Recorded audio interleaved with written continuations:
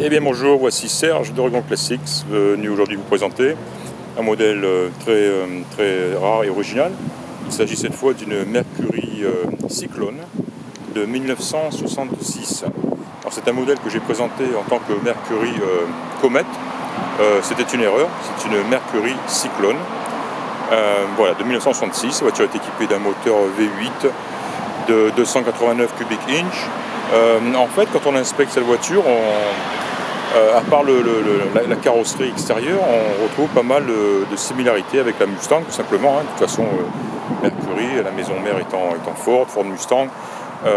Voilà, c'est pour ça qu'on trouve un compartiment moteur qui est strictement identique à celui de la Mustang et d'autres, bien sûr, d'autres composants de la voiture.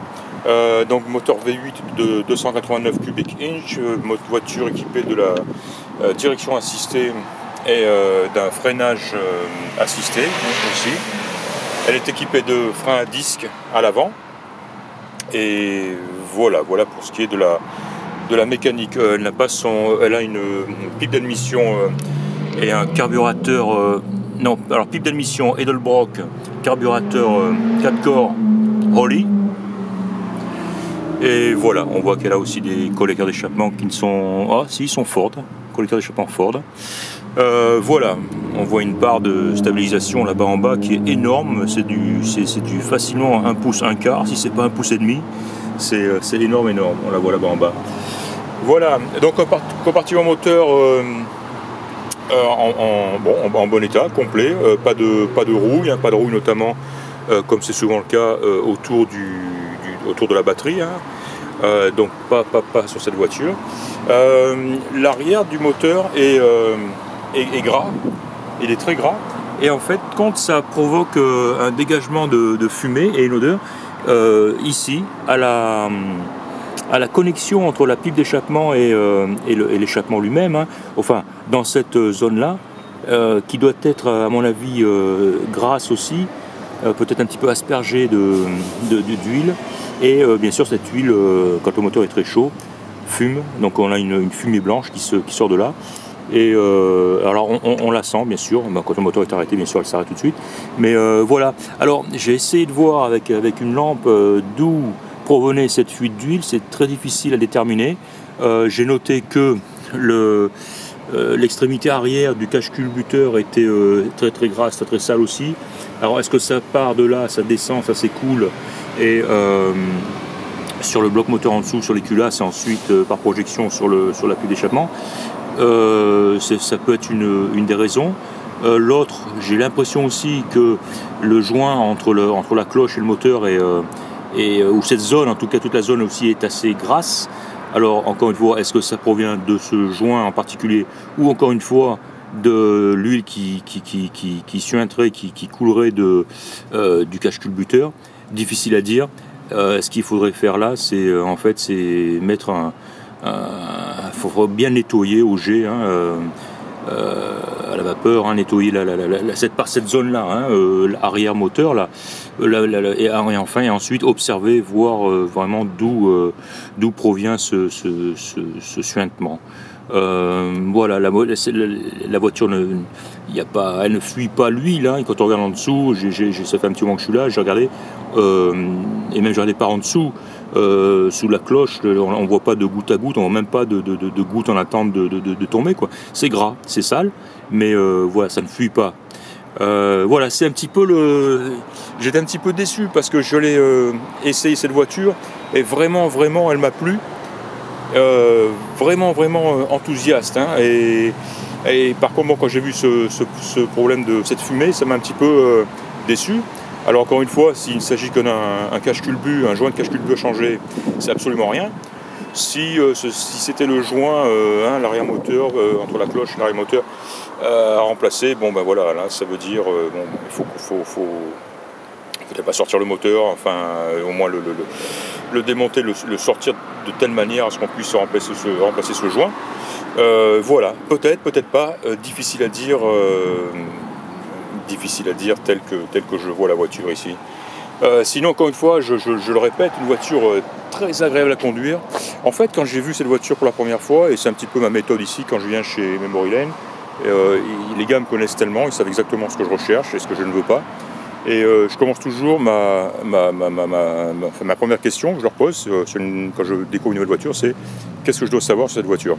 Et Ilan m'a tout de suite dit, écoute, c'est une voiture qui, comme tu as pu le voir et comme on le sait, comme on l'a constaté, elle a des petits points, des petits défauts de peinture, des petites zones des bulles, des petites zones qui ont été retouchées. Mais c'est une voiture qui est restée sans tourner pratiquement.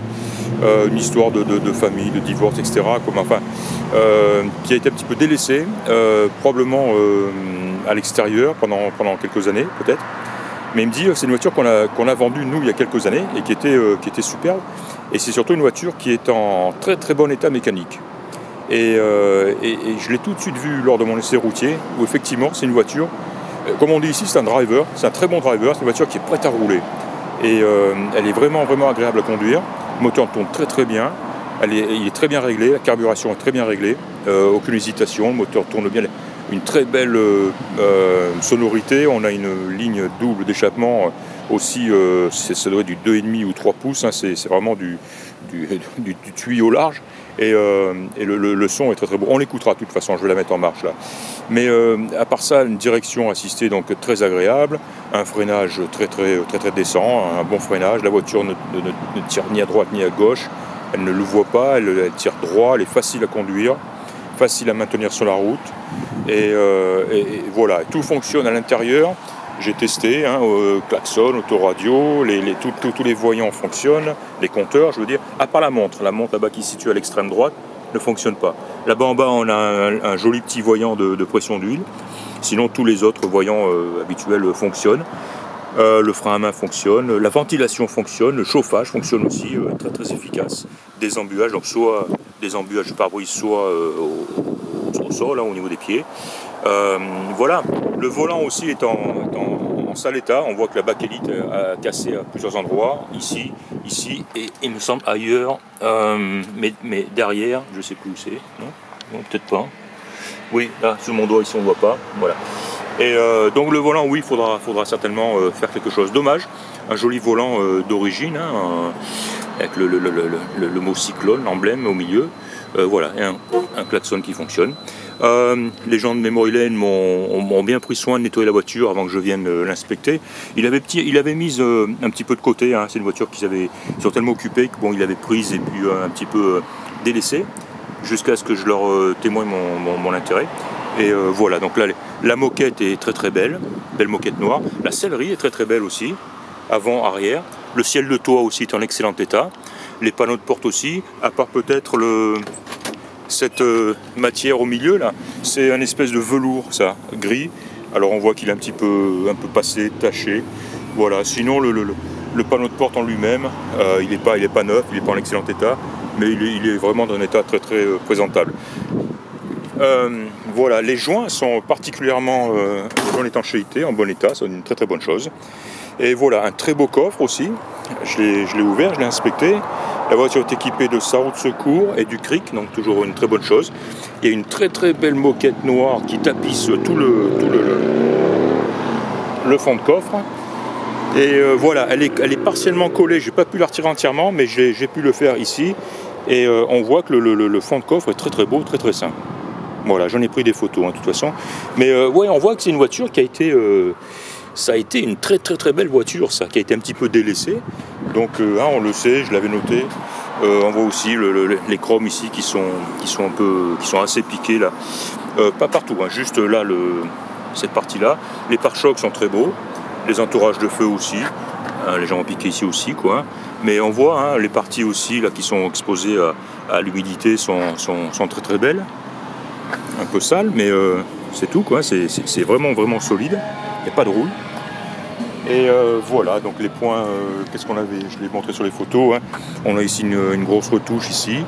Et on a surtout des petites bulles qui sont le long des gouttières ici. Voilà, on les voit bien ici. C'est le côté le pire de la voiture, un peu moins de l'autre côté. Les glaces sont en très bon état, le pare-brise n'est pas craqué, il n'y a pas de... il est en très bon état. Et voilà, la voiture plaît. Elle plaît énormément, je m'en suis rendu compte lors de mon essai routier. Beaucoup d'appréciation, beaucoup de sourires, de pouces levés. C'est une voiture qui attire le regard et qui plaît. Je sais de quoi je parle, je conduis ces voitures, je conduis des voitures différentes comme ça tout le long de la semaine. Et je remarque les voitures qui attirent plus le regard et qui ont un côté sympa que beaucoup de gens apprécient, de tout genre, que ce soit homme ou femme d'ailleurs. Voilà, on va la mettre en marche. Le dessous, j'en ai pris pas mal de photos, il m'a l'air solide. Et là, on va l'écouter. Les fenêtres montent et descendent sans difficulté. Les portes s'ouvrent et se ferment sans difficulté. L'autoradio fonctionne. Voilà, alors, contact démarreur. Voilà, sans action sur la pédale. Hein. Donc, très bonne chose. Et on voit un moteur qui tourne bien. Température qui fonctionne, la montre ne fonctionne pas, on l'a dit, le compteur kilométrique fonctionne, niveau d'essence et l'ampère-mètre, hein, le voltmètre, voilà, et on voit la pression d'huile ici, voilà, qui évolue en fonction du régime moteur. Là, si je donne un petit peu de gaz, je descends.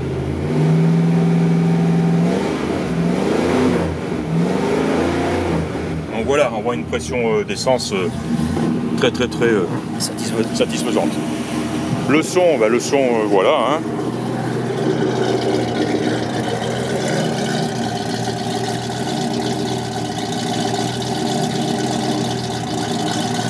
Voilà ce que ça donne au ralenti, donc vous imaginez à l'accélération, hein. Il est fantastique. Voilà, et côté moteur, donc cette petite réserve que j'ai, là c'est un petit peu trop tôt pour le voir encore, mais au bout d'un moment, va commencer à s'échapper un peu de fumée blanchâtre au niveau à la sortie du collecteur d'échappement là. Voilà. Alors peut-être pas grand chose, peut-être un peu plus sérieux, mais enfin voilà, faut le savoir. Les roues sont c'est des Firestone. Les pneus sont des Firestone en 205 de largeur et 14 pouces à l'avant, 15 pouces à l'arrière. Ce qui donne la voiture sa terre un petit peu plongeant, là, le nez étant un peu plus bas. Et la voiture est équipée de jantes American Racing, c'est les Torque Thrust 2, hein, les fameuses American Racing, hein, qu'on voit souvent, très très joli. Voilà, il y a encore une petite série là, de bulles sur le passage de roue côté conducteur. Voilà, la voiture est équipée de sa plaque VIN, hein, d'origine. Et voilà, je pense avoir fait le tour. Alors c'est une voiture, moi elle me plaît beaucoup. Hein. Elle me plaît beaucoup.